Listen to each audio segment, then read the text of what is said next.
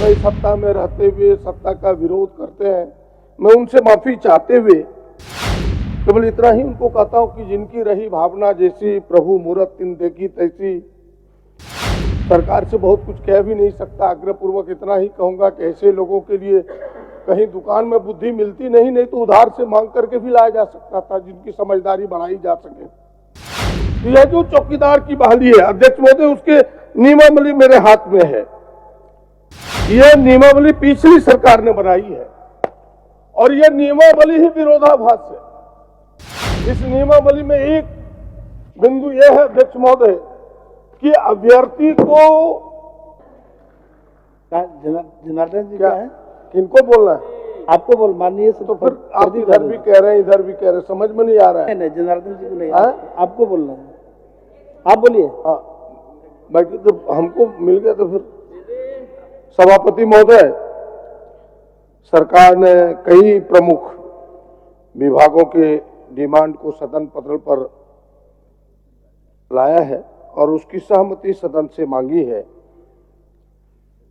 विपक्ष की ओर से कटौती प्रस्ताव लाया है। मैं चर्चा को आगे बढ़ाते हुए कटौती प्रस्ताव का विरोध करते हुए जो सरकार के द्वारा डिमांड लाया गया है उससे अपनी सहमति व्यक्त करते हुए प्रारंभ करता हूं मंत्रिमंडल एवं सचिवालय विभाग से चर्चा को। यह अत्यंत महत्वपूर्ण विभाग है अध्यक्ष महोदय। सबको पता है कि यह मंत्रिमंडल सचिवालय सभी विभागों के मास्टर की है, यानी कोई भी ताले को खोला जा सकता है अध्यक्ष महोदय। और सरकार के सोच को निर्णय में बदलती है यह विभाग, फिर निर्णय को जमीन पर उतारने के लिए दिशा निर्देश भी जारी करती है। लेकिन मैं कुछ प्रमुख बातों को उद्धृत करना चाहता हूं। वैसे सरकार ने कई बार हम सब चर्चा कर चुके हैं कि कई जन कल्याणकारी कामों को अंजाम दिया है, नौजवानों के लिए, गरीबों के लिए, राज्य हित में, जिसकी साख भी इन्हें मिली है। मैं जिन बातों का चर्चा करना चाह रहा हूं, अगर इस पर थोड़ा सा सुधार हो जाए तो सरकार की और साख बढ़ेगी, जो कभी काल ओझल हो जाता है।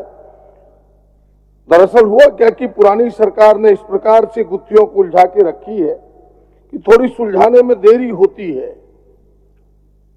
सरकार सुलझा भी रही है, थोड़ी देर भी होती है। मेरी एक 4-5 सलाह है छोटी छोटी। कभी काल कुछ लोग इन सलाहों को भी अलग तरह से समझने लगते हैं कि भाई सत्ता में रहते हुए सत्ता का विरोध करते हैं। मैं उनसे माफी चाहते हुए केवल इतना ही उनको कहता हूं कि जिनकी रही भावना जैसी प्रभु मूरत तिन देखी तैसी। सरकार से बहुत कुछ कह भी नहीं सकता, आग्रहपूर्वक इतना ही कहूंगा कि ऐसे लोगों के लिए कहीं दुकान में बुद्धि मिलती नहीं तो उधार से मांग करके भी लाया जा सकता था, जिनकी समझदारी बढ़ाई जा सके, लगाया जा सके अध्यक्ष महोदय। इसलिए मेरी सलाह प्रारंभ होती है यहां से अध्यक्ष महोदय कि आपने देखा होगा कि बहाली उत्पाद सिपाही की बहाली हुई, प्रारंभ हुआ। कुछ लोग दुर्भाग्यवश यहाँ के नौजवान स्वर्गवासी हो गए, उन्हें 10 किलोमीटर दौड़ना पड़ा। क्या कारण थे उसके, अभी उस पर नहीं जाना चाहता। मैं सरकार को धन्यवाद देता हूं कि सरकार ने फिर अभी उस पर नीतियों और निर्णयों में अपने बदलाव किए कि अब 1.6 किलोमीटर ही दौड़ना होगा,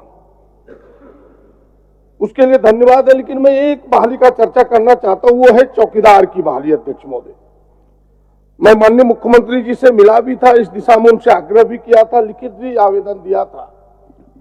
मैं जान रहा हूं कि चौकीदार बहाली हाईकोर्ट के निर्देश पर हुआ और जैसा सरकार कहती है कि नहीं यह बैकलॉग था,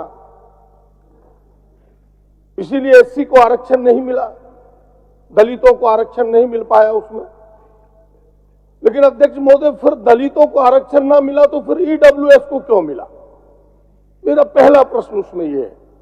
ईडब्ल्यूएस को तो आरक्षण नहीं मिलना चाहिए, बैकलॉग था, लेकिन ईडब्ल्यूएस को मिला, उसके रिजल्ट भी आए, उसके चयन भी हुए।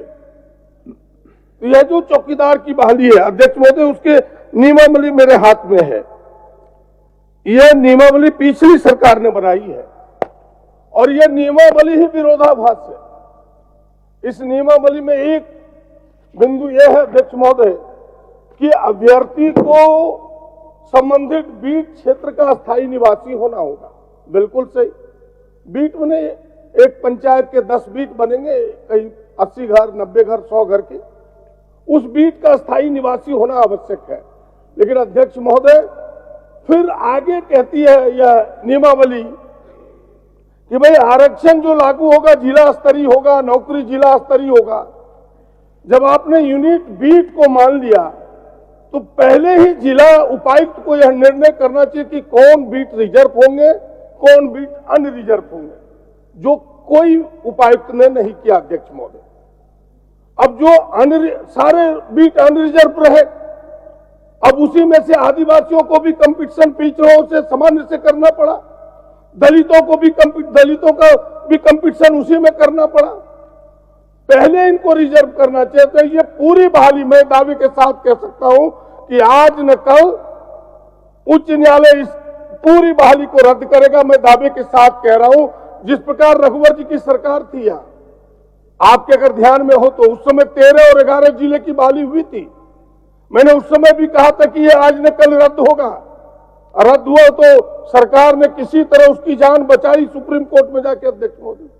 यही कहानी इसमें है। ये पूरी बहाली गलत है। सरकार को इनसे एक बार संज्ञान लेना चाहिए और इन विषयों को देखना चाहिए। अध्यक्ष महोदय, दूसरा मेरा आग्रह होगा कि अनुबंध पर बहाली और आउटसोर्सिंग ये इस सरकार की जमाने से नहीं है, पुराने जमाने से चल रहा है। लेकिन इस सरकार से लोगों को उम्मीद है। यह बहाली अध्यक्ष महोदय नौजवानों का शोषण भी करता है और यह बहाली आरक्षण विरोधी भी है। इसलिए मैं कह रहा हूं कि आपने देखा होगा जो एजेंसियां जिनको काम मिलता है बिना पैसे का वो बहाली नहीं करता। मैं चुनौती भरे शब्दों में कह सकता हूं, बिना पैसे लिए नौजवानों की बहाली नहीं करती है। दर्द होता है अध्यक्ष महोदय जब लोग आके कहते हैं कि हमें 30,000 लगा, 40,000 लगा, इसके बाद एजेंसी में और उस बहाली के बाद आप भी अध्यक्ष महोदय अपने क्षेत्र में देखते होंगे कि 40% उसके मानदेय में कटौती की जाती है। एक एक लोगों का यह दर्द है अध्यक्ष महोदय। और वो जो एजेंसी में बहाली हुआ उसमें कोई आरक्षण की नियमावली नहीं है। कहां बैकवर्ड, कहां आदिवासी, दलित, किसी की बहाली नहीं हो पाती अध्यक्ष महोदय। इसलिए इस बहाली पर सरकार रोक लगा और रोक लगा तो अगर उसी से करना है, अगर अस्थायी ही बहाली सरकार की मजबूरी है तो एक नियमावली सामने लाए कि भाई इस आधार पर अस्थायी बहालियां होगी जिसमें नौजवानों का शोषण भी ना हो सके, नौजवानों को आरक्षण का भी लाभ मिल सके और अध्यक्ष महोदय उनका भविष्य भी सुरक्षित हो सके। इसलिए कह रहा हूं कि आज अनुबंध की बहालियां, आज कोई मर जाए उस एजेंसी की बहाली में तो फिर उनका बाल बच्चा कौन देखेगा, कोई देखने वाला नहीं। ये सारी चीज सुनिश्चित हो, ये मेरा आग्रह होगा। तीसरा जो सबसे महत्वपूर्ण विषय अध्यक्ष महोदय भ्रष्टाचार है। अभी हाल के दिनों में माननीय मुख्यमंत्री जी का मैंने एक बयान पढ़ा और ये केवल आज से ही नहीं, पहले मुख्यमंत्री का भी बयान मुझे याद है। दोनों कतरन है मेरे पास, बाबूलाल जी भी बैठे, आदरणीय हेमंत बाबू भी बैठे यहाँ। इन्होंने कहा कि भाई प्रखंड मुख्यालय और अंचल कार्यालय दलालों का अड्डा बन गया। बाबूलाल जी कहते थे कि भ्रष्टाचार इतना है कि हमें रात में नींद नहीं आती। अध्यक्ष महोदय सच में ये सबके लिए है और ये बड़ा टास्क है। सच में ये बड़ा टास्क है। इस पर कैसे हम नकेल कसे, इस दिशा में सरकार को कठोर कदम उठाने चाहिए। आज आप देखें मनरेगा, जो यूपीए गठबंधन सरकार ने मनरेगा को आगे बढ़ाया अध्यक्ष महोदय, मनरेगा आज मजदूरों का योजना नहीं, बिचौलियों का सौदा बन के रह गया ब्लॉक कार्यालय में। सारे जॉब कार्ड उनके पॉकेट्स में रहता है। 40% की कटौती होती है अध्यक्ष महोदय। कहानी यह है, मैं बहुत दूर नहीं जाना चाहता, ये आग्रह पूर्वक कहना चाहूंगा कि ये एक विषय अध्यक्ष महोदय और मेरा एक प्रमुख जो सबसे जुड़ा हुआ है, मैं उस ओर ध्यान करना चाहता हूं।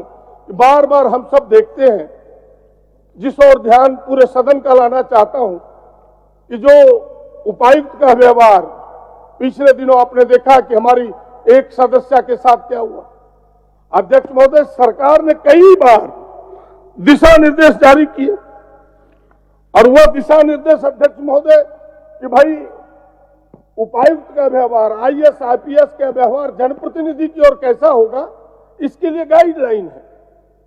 और इस सरकार ने भी एक बार नहीं 10 बार गाइडलाइन जारी की है। अभी 2022 में 29/4/2022 को बंदरा डाडेल जी सरकार के प्रधान सचिव ने एक गाइडलाइन दिया कि पूर्ववर्ती जितने गाइडलाइन है, जितने दिशा निर्देश सरकार की ओर से प्राप्त हुए हैं, उसके साथ साथ अखिल भारतीय सेवा नियम, उनके जो आचरण के नियम 1968 है, उन तमाम चीजों का जिक्र करते हुए अध्यक्ष महोदय, केवल मेरे 2-3 मिनट में, क्योंकि पीछे मेरे वक्ता है, मैं कह रहा हूं क्या है, यह है कि उनके आचरण कैसे होने चाहिए। उनके आचरण में यह लिखा अध्यक्ष महोदय दिशा निर्देश में कि अगर कोई माननीय सदस्य अगर पत्र देगा, उस पत्र का पहले एक्नॉलेजमेंट विदिन 15 डेज उसे देना है। 15 दिनों के अंदर उन्हें एक्नॉलेजमेंट देना है कि माननीय सदस्य, मैंने आपका पत्र इस विषय के संदर्भ में पाया। क्या आज तक किसी माननीय सदस्य को दिया एक्नॉलेजमेंट? और फिर 15 दिनों के अंदर उत्तर भी देना है। अगर कानूनन मेरा कोई आग्रह वैध है तो उसे दंड करना है, और अवैध है तो वो ये कह के बताए कि यह कानून के दायरे में यह अवैध है। कोई उपायुक्त नहीं कहता अध्यक्ष महोदय, कोई आरक्षी अधीक्षक नहीं कहता। यह व्यवहार हम सबको ठेस पहुंचाता है, इस विधायिका को ठेस पहुंचाता है अध्यक्ष महोदय। और यह मैं इस सरकार से केवल मेरा ब्लेम नहीं है, ये वर्षों से चला आ रहा है, बार बार इसकी चर्चा होती है, सारे विधायकों को कहीं ना कहीं ठेस पहुंचता है अध्यक्ष महोदय। इसमें यह है कि अगर हमने समय लिया इस दिशा निर्देश में, तो उस समय में उन्हें मिलना तो है ही, कोई कारण उनकी व्यवस्था हो जाए तो उपायुक्त को फोन करके हमें बताना है इन कारणों से हम व्यस्त हैं, आपको थोड़े आधे घंटे बाद कटसी भाव से हमें उनको ये बताना है कि आधे घंटे बाद आपसे मिलेंगे, और उनके भी समय निश्चित करना है अध्यक्ष महोदय। और मैं जाऊं कार्यालय, उन्हें खड़े होकर हमें स्वागत करना है। और अभी तो उपायुक्त के यहां जाइए तो टांग पसार के बैठा रहेगा, आपकी उसको चिंता ही नहीं है कि कौन आया मेरे पास, कौन गया मेरे पास। और यहाँ की भाई अगर हम जाने लगे उनके कार्यालय से तो उन्हें इसमें भी सौजन्य प्रकट करना है धन्यवाद के साथ अध्यक्ष महोदय।